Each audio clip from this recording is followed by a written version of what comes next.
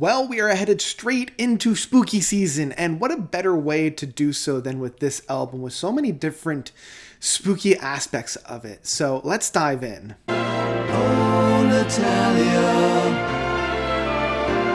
the woman you could be. Surrender of Silence by Steve Hackett. So, Steve Hackett, legendary guitarist. I don't think he really needs too much of an introduction. Got to start with Genesis, coming on board with their third album of Nursery Crime. Departed in the late 70s after Wind and Wuthering, and kind of went on to his own after that to a very successful solo career. He put out 4 albums in the 70s that I love. Once we got into his 80s output, it was kind of hit and miss up until that point, and it wasn't really until the 2000s that it got kind of on a better track record. Not to say that the items that he put out from the 80s and the 90s weren't great, it just didn't hit on that same kind of caliber as those first 4 albums of Voyage of the Acolyte, Please Don't Touch, Spectral Mornings, and Deflector. It wasn't really until we got to Watch the Storms, that was released in 2003, that I thought that there was something really interesting and really exciting about the music that it was going on. It's a little bit darker, it's a lot more atmospheric, and it doesn't just rely on his guitar motifs to bring the songs forward. Since then, he's been doing quite a bit of this half Genesis revisited stuff and then half his own kind of work. And I feel like this kind of came to a head within Beyond the Shrouded Horizon, released in 2011. And I feel like once he hit there, he really found his stride, because he released probably one of my favorite albums of his, which is Wolflight, back in 2015. And I feel like with Beyond the Shrouded Horizon and with Wolflight, he really carved out what his music was going to be pretty much for the rest of his career. He followed it up with The Night Siren and At the Edge of the Light, and I felt like these albums really didn't deviate too much. There wasn't too much more experimentations within the sounds. It was basically just Steve playing his guitar with this overlay of really big sounds. We actually got another album from him this year, which was Under a Mediterranean Sky, which is a very acoustic outpour from him. It's probably one of his most unique albums in that it's really just him and the guitar. Now we come to the Surrender of Silence, his latest effort, and it does pretty much stay very close to the music that's been found from Wolflight, The Night Siren, and At the Edge of Light. There's not a whole lot of deviation, but I do feel like it is on par with Wolflight and much better than The Night Siren and At the Edge of Light. And there's 2 reasons for this. The first is the overall feeling of this album. There's a lot of these tracks that kind of blend themselves into this more spooky aspect. And some of those spooky aspects are found not only within the music, because it does follow suit Steve's bigger use of darker themes and bigger sounds, but actually within the motifs as well. The big track of Natalia starts off with what sounds like Dance of the Nights by Sergei Prokofiev. I think I got that right. Oh boy. It's a very famous motif of that. You know, and it does lend its hands very well to how Steve has been crafting his sounds lately. It's very kind of turn of the century big horn section. The other tracks that kind of have this, you have The Devil's Cathedral, you have The Day of the Dead, and you have kind of relaxation music for sharks. So a lot of the tracks on here have these kind of spooky aspects to it, whether it be homages to the devil or to the dead, but it does have this very Halloween-ish fall feel to it. So it's a very good thing that he released it right here. The other thing that this album has going for it very, very well is Steve's guitar work. He still is able to shred like nobody else. Like, he definitely has that signature guitar sound on pretty much each of these tracks. But there are about 2 or 3 moments on this album, specifically that started it off for me, which was the relaxation music for sharks, featuring the feeding frenzy, that really blew me away in terms of his musical prowess. You know, he's not just shredding away and playing 1,000 notes all at once, which he is doing, but he's orchestrating them in such a way that it feels very natural and it feels very energetic, very lively. And the other track that does this very well is Fox's Tango.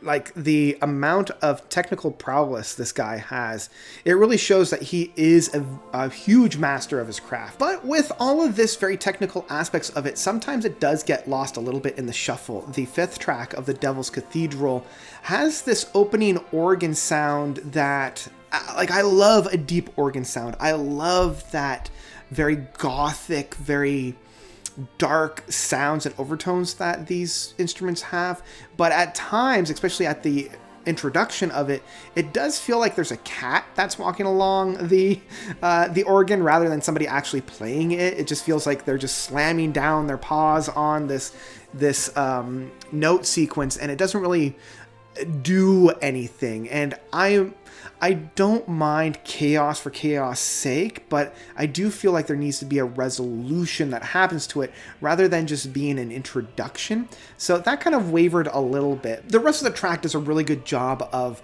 providing a very satisfying end, and I really have to credit the drumming styles that we have on here with Craig Blundell, who I believe was the drummer that Steve Wilson had on his To the Bone album.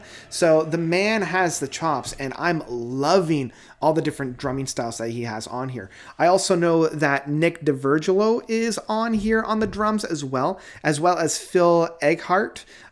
So the three have some different personalities, but it's harder for me to kind of pinpoint which drummer is playing at what time. But I will say, whoever's playing on the Devil's Cathedral at that halfway point, really my hat goes off to you. I know I've kind of been all over the board in terms of like all the different tracks that are on here. I'll be a little bit more systematic in saying that the album opens up very well with the Obliterati, which I believe is a kind of a play on words between the Illuminati and the like obliteration. So, you know, it's a typical introduction for Steve. It's very technical. It's very ethereal within the guitar works. There's just kind of up in the air. I already mentioned Natalia starting off with the Dance of the Night. And I'm not a big fan of where the music goes. I really do enjoy the story of this Natalia individual. My favorite track on here might actually be Wing Beats. And I love this more African style on here, even though most of the tracks on here do have this more, I would say, like Eastern European flair to it. This has a very like African flair to it, starting off with these more tribal beats on it. I love the build and the climbs on this one. I'm loving the formation of the sounds on here. Even though this track is around 5 minutes, one of the shorter tracks on here, it does provide a very satisfying ending to that. I feel like Held in the Shadows, the 6th track, it doesn't have a whole lot of perch to it. I feel like this is a great song to listen to for like watching clouds form and create these monstrous like thunderstorms, but not be a part of it. I feel like a lot of Steve's work, specifically like Wing Beats and relaxation music for sharks, you're walking through the mountains, you're a part of nature. I feel like for Held in the Shadows and even the next track, From Shanghai to Samarkand, I think I got that, is much more participatory. Like you're just watching these cloud formations come in and move out.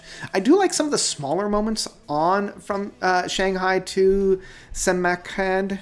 Ugh, that's a tricky one. I feel like within the runtime of this album, it provides a really nice kind of bridge. Fox's Tango, I've already mentioned. I love how driving this track is. I love how bombastic it is at times. Day of the Dead is a very interesting one. It's a little bit more somber and mellow, but still has that really dark atmosphere to it. And I love this kind of dance macabre that it has on here. You know, the actual play out and the jam session is a little bit slower than the actual track that's surrounding it. So I like that kind of juxtaposition that we have on this track. And I like how this, the Day of the Dead, where, you know, Steve is basically saying, the cadavers and the people are intermixing and intermingling, and you can almost feel that. It's almost like Michael Jackson's Thriller in that sense. And I particularly really love the more macabre aspect to it. And then the final two tracks, Scorched Earth and Esperanza, I think that is. It does a great job of closing the album off. It might not be necessarily the best track off of the album. I really enjoyed Scorched Earth, but again, much like all the other tracks, it really doesn't deviate too much from the mean. None of these tracks at any point really bog me down or bore me. There are definitely some aspects on here that I'm less than thrilled about, specifically that introduction for the Devil's Cathedral and some of the more ethereal, untangible moments on Held in the Shadows, which is a little bit of a shame seeing as these are the center tracks of the album. It makes the listen from start to finish a little bit more wavery, but because none of the tracks really do anything all that different, it still provides a very unifying whole. If you've listened to Wolflight, if you've listened to The Edge of Light and The Night Siren, you're not going to be too surprised with this release, and if you enjoyed those albums, you're also going to enjoy this one. You might enjoy it a lot more. You might say, okay, well, this is just more of the same. And that's kind of what we've got on here, but I will say the technical prowess, the construction of the sounds and the music on here, a little bit darker in terms of themes and tones, elevate that a little bit more for me than The Night Siren and At the Edge of Light. I still say that probably my biggest criticism of this album is that there wasn't too much newness found on here. A lot of the sounds are very, very similar of the songs that we've had for the past about 5 to 7 years, but if it's not broken, don't fix it kind of an idea, because I still love those sounds. I'm still loving those atmospheres. I probably won't return to this one a lot. I'll probably return to it a lot more than The Night Siren or At the Edge of Light, but probably not to the same extent that Beyond the Shrouded Horizon or Wolflight was. So that's kind of where I'm hanging around for this one. I'd give Surrender of Silence by Steve Hackett a solid download. This is still one that I would recommend checking out, especially if you're a fan of Steve Hackett and especially if you're a fan of his later works. I think you're going to have a really, really good time with this one. This is also a great introduction for his later career. I think it adds all of his kind of styles, his flavors. So if you're new, this is a great starting point. And if you want more, I would definitely check out Wolflight and Beyond the Shrouded Horizon, because those are my two favorite from his later works. But that's about it for me. What did you guys think about this album? Did you love it? Did you hate it? Whatever you thought, let me know by commenting down below. And if you like what you see and you want to help support me, consider donating to my Patreon. I've left the link down below. Even $1 a month does go quite a long way. Get your name at the end credits and shout outs on my podcast, as well as any live streaming that I'll be doing, which I'm hoping to do a little bit more in the future. And I know I keep saying that, but I'm kind of hoping that I will actually see to the fruition. And speaking of my podcast, check it out, Quid Pro Quo, wherever podcasts can be found, or here on YouTube under the Quid Pro Quo banner. And I think that's about it. Yeah, I think that's about it. I hope everybody's having a very fun, spooky season. I know I'm getting really ready for it. I can't wait. Yeah, that's all I've got. That's all I got. Thank you so much for watching. As always, you guys are definitely the best. And until next time, notes out.